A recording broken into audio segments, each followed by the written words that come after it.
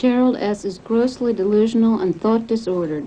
He is currently on the following medications: haloperidol, 32 milligrams daily; benztropine B, 4 milligrams daily. I'm doing so hot. I think and feel as though people have called me here to electrocute me, judge me, put me in jail, or kill me, electrocute me because of some of the sins I've been in. Is this a new feeling for you? The main thing is don't get excited, but the thing is it's not a new feeling, no. I'm scared of people. Must be very frightening for you, though. Feel like you're about to get killed. I'm so scared I can tell you that picture's got a headache. Can you tell me more about that? The picture has a headache? Could you? You want to know? Yes, I do. Okay, when a sperm and an egg go together to make a baby, only one sperm goes up in the egg. And when they touch, there's 2 contact points that touch before any other 2. And then it's carried up into the egg.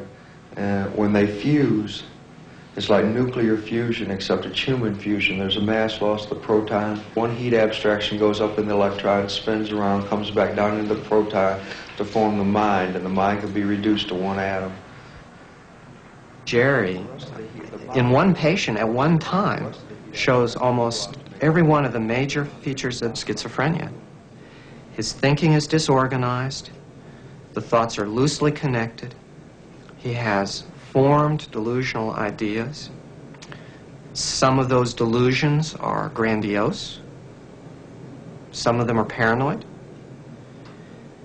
He has disturbances in his mood.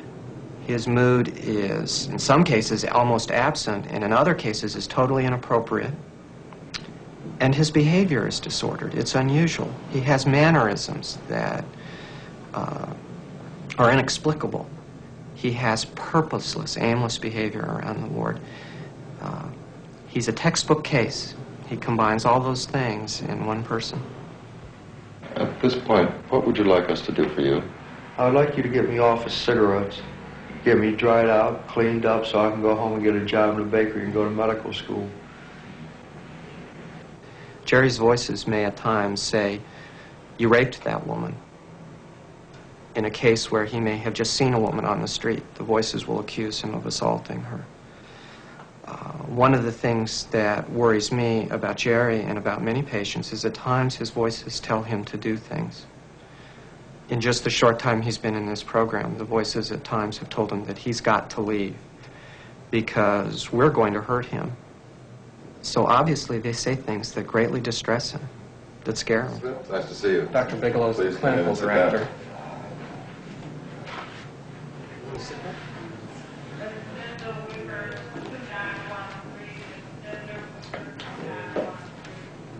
Well, thank you for coming down. Dr. Bigelow? Morning. How are you? About to get my teeth knocked out, I feel like. Because I'm nagging people. I'm playing a game with my psychological pain, but it exists. I know it does, Jerry. That's why you're here, isn't it? To see if we can help you with it. Jerry, I think the big question today is if you stay. And when you and I met with Dr. Bigelow on Friday, that wasn't very certain, and that's the whole reason that your mother flew out here. I will stay if my mom stays. Well, I told you before that I can't stay continuously. Well, how does that work? We can come down maybe once every 6 weeks and stay a week, but I can't. See what I'm doing right now? I understand what I'm doing. I've got you one down and I'm not going to let you up. And that's a game. That just gets you mad.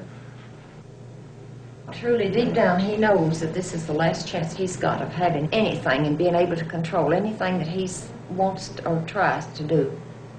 Yeah, I can and he believe knows in that if he turns his back on it, that he's had it. I hate you. Dr. Petrelli in Detroit looked at my transcripts and he started going like this. Gerald, just what could you have done if anything had ever went right for you? Been my boss? Can I interrupt you a minute? If every time in school that I was going to do something, I would raise my hand and a colored kid would stab me in the back of the neck. What is your explanation for that, God? That's what you're afraid to say. What is your explanation for that? Because you can't say it. My explanation is that you feel that whatever decision you make, you're going to lose here.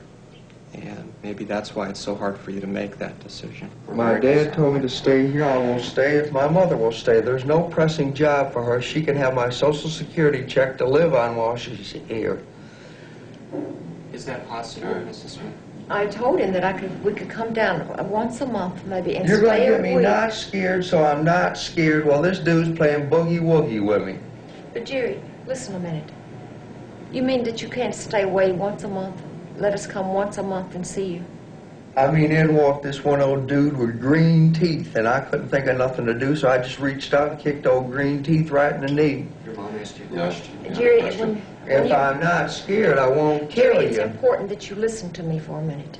Why, you going to tell If me you go Dad's back, dead? if you go back, no, if you go back, You going to tell me Snoopy's dead? You had better listen. Don't think of something else while I'm talking to you. Listen to what I'm I'm not saying. talking to you at all. Okay, if you go back, you may wind up in a hospital that I won't even get to come and see you once a month. You are not my... Do you understand me? Do you realize this is my mother and I'm trying to keep her alive? Now, what do you recommend, doctor? I recommend you give her a chance and listen to her. Don't you think it would be better that you stay here on your own? No. Where you signed yourself in? I don't. Jerry, I think that you're You don't confused know enough about and frightened enough that I'd be afraid you would hurt yourself if you were in the hospital. Okay, now, you are afraid that I would hurt myself if I wasn't in a hospital. But why is that? Because you're Because not of what you afraid? said. Because you're not afraid? No, from what you said. I think my dad can treat me very nicely. Well, I understand that your dad wants you and knows that you have to be in a hospital for that. I can't see why you can't stay and participate in on good terms without... Because I was raped going to kindergarten about 5 times. Well, that was a few years Okay, ago. let me give it to you a different way. How long has it been since I dreamed I was there in hillbilly heaven? Or how long has it been since Town Without Pity for rape? Or how long has it been since The Man Who Shot Liberty Valance? My first impression of his family was the one I have in a lot of these cases, and that's that they're like a group of people that have been struck by lightning. Their son has developed a terrible illness, has been through lots of treatment, and has not gotten much better. And they feel devastated.